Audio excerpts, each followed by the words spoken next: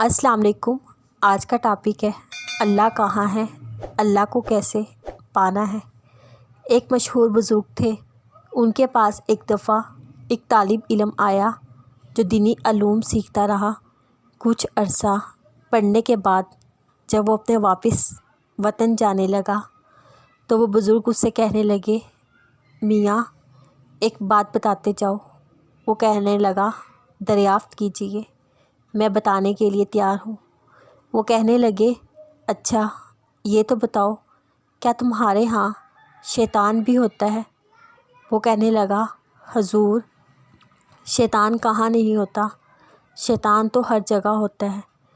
انہوں نے کہا، اچھا جب تم نے خدا سے دوستی لگانی چاہی اور شیطان نے تمہیں ورگلا دیا تو تم کیا کرو گے؟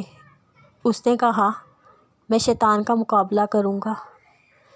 کہنے لگے، فرض کرو تم نے شیطان کا مقابلہ کیا اور وہ بھاگ گیا، لیکن پھر تم نے اللہ کے قرب کے حصول کے لیے جدوجہد کی اور پھر تمہیں شیطان نے روک لیا تو کیا کرو گے؟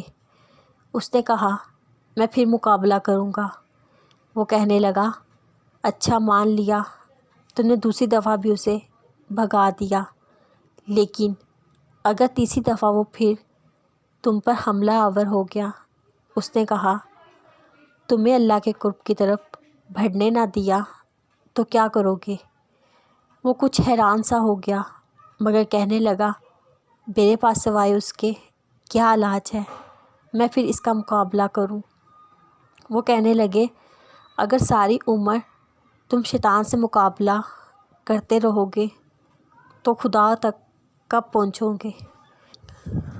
وہ لاجواب ہو کر خاموش ہو گیا۔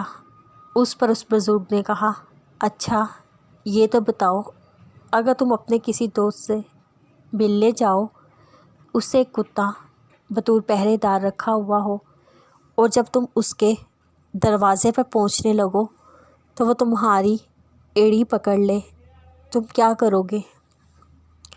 کہنے لگا، کتے کو ماروں گا اور کیا کروں گا؟ وہ کہنے لگے، فرض کرو تم نے اسے مارا اور وہ ہٹ گیا، لیکن اگر دوبارہ تم نے اس دوست سے ملنے کے لیے اپنا قدم آگے بڑھایا پھر اس نے تمہیں آ پکڑا تو کیا کرو گے؟ وہ کہنے لگا، میں پھر ڈنڈا اٹھاؤں گا، اسے ماروں گا۔ اسی طرح اس نے پھر کہا۔ وہ کہنے لگا، اگر وہ کسی طرح باز نہ آیا، میں اپنے دوست کو آواز دوں گا کہ ذرا باہر نکلنا، یہ تمہارا کتا مجھے آگے بڑھنے نہیں دیتا، اسے سنبھال لو۔ وہ کہنے لگے، بس یہی، اگر شیطان کے مقابلے میں بھی اختیار کرنا یا تم اس کی تدابیر سے بچ نہ سکو، خدا سے یہی کہنا کہ وہ اپنے کتے کو روکے اور تمہیں اپنے قرب میں بڑھنے دے۔ تم اس کا ہاتھ کیوں نہیں پکڑ لیتے جس کے قبضے میں قدرت میں یہ تمام چیزیں ہیں؟ اگر تم اسے دوستی لگا لو تمہیں ان چیزوں کا کوئی خطرہ نہ رہے گا، ہر تباہی اور مصیبت سے بچے رہو۔